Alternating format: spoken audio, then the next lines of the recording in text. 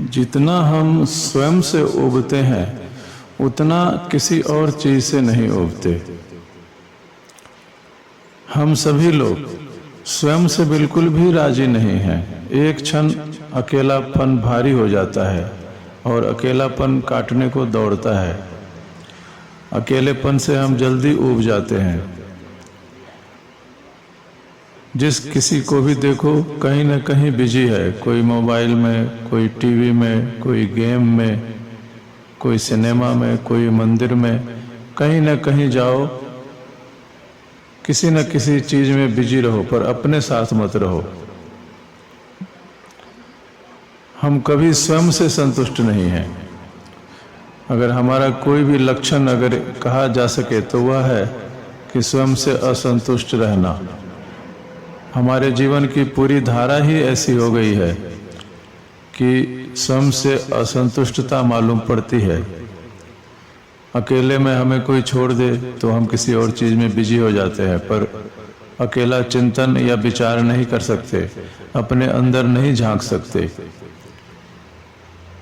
हमें कोई दूसरा चाहिए बातचीत करने के लिए, हमें कोई दूसरी चीज चाहिए जो हमें बिजी रखे, तभी हमें अच्छा लगता है जब हमारे साथ कोई और हो।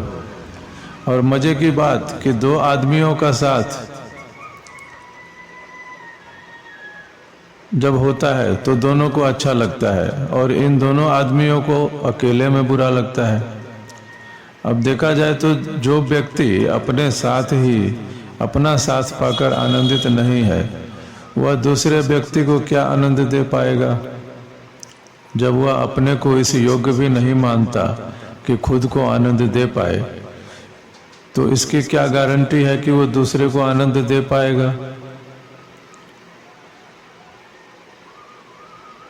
एक गांव में दो ज्योतिषी रहते थे और सुबह दोनों निकलते थे तो एक दूसरे को अपना हाथ दिखा देते थे कि आज कैसा धंधा चलेगा।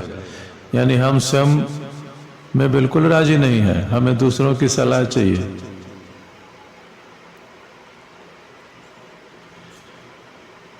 जो स्वयं से संतुष्ट नहीं है, स्वयं से तृप्त नहीं है, उसकी चेतना सदा दूसरे की तरफ बहेगी।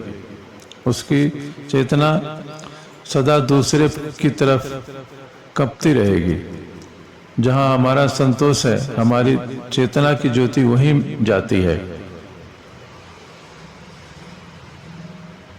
हम 24 घंटे यहाँ से वहाँ, वहाँ से यहाँ, एक तरह से देखा जाए तो बहते रहते हैं। एक जगह को छोड़कर दूसरी जगह, दूसरी जगह को छोड़कर तीसरी जगह, पर अपने में कभी नहीं होते। और फिर जिसके पास भी बैठते हैं वो अभी थोड़ी देर में उबा देता है, मित्र से भी उब जाते हैं।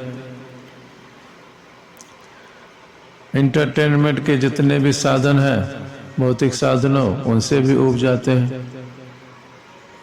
तो फिर विषय बदलते हैं, फिर दौड़ शुरू होती है बदलने की।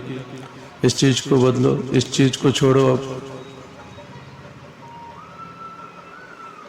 जबकि यह नहीं देखते कि जब मैं अपने से ही असंतुष्ट हूं तो फिर कहाँ संतुष्ट हो सकूंगा, और जब भीतर ही बीमार हूं तो किसी के साथ होकर कैसे स्वस्थ हो सकूंगा। और जब दुख किसी के भीतर है तब किसी और का सुख उसे कैसे भर पाएगा। और दूसरे में संतोष खोजना तो मन की अस्थिरता है, और जो स्वयं में संतोष खोज लेता है तो वह मन का स्थिर व्यक्ति है। स्वयं में संतोष वही पा सकता है जो मन से अस्थिर है, और यह जानता है वह कि दूसरे से संतोष नहीं मिल सकता। इस सत्य को वह जानता है। और जब तक यह भ्रम बना रहे कि दूसरे में संतोष मिलेगा, दूसरे के साथ सुख मिलेगा, तो वह दूसरे से नहीं मिलता तो तीसरे में मिल जाएगा। जब तक यह भ्रम बना रहेगा तब तक जन्मों जन्मों तक उसका मन अस्थिर रहेगा, अस्थिर रहेगा। और यह भ्रम पीछा करेगा कि कोई बात नहीं, इसमें नहीं सुख है तो उसमें मिलेगा, इस मकान में सुख नहीं तो दूसरे में मिल सकता है, इस कार से सुख नहीं मिला तो दूसरी कार में मिल जाएगा।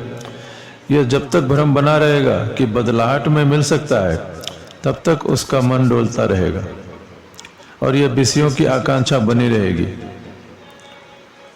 और यह भ्रामक, यह दूर के ढोल का सुहानापन यह मन को अशांत बनाता रहेगा। लेकिन आदमी बहुत अद्भुत है, आदमी का स्वभाव भी बहुत अद्भुत है। और सबसे अद्भुत तो यह रहस्य है कि वह अपने आप को धोखा देने में अनंत रूप से निपुण है, अति निपुण है। उसकी सामर्थ्य धोखा देने की अनंत है। एक से धोखा टूट जाए, बल्कि टूट भी नहीं पाता कि वह दूसरे का इंतजाम कर लेता है। यह मन बहुत मजेदार चीज है। एक जगह भ्रम के तंबू उखड़े नहीं कि तत्काल दूसरी जगह खूंटियां गाड़कर इंतजाम शुरू कर देता है। मन इतना होशियार है कि इसके पहले कि एक जगह से तंबू उखड़े वह दूसरी जगह खूंटियां गाड़ चुका होता है।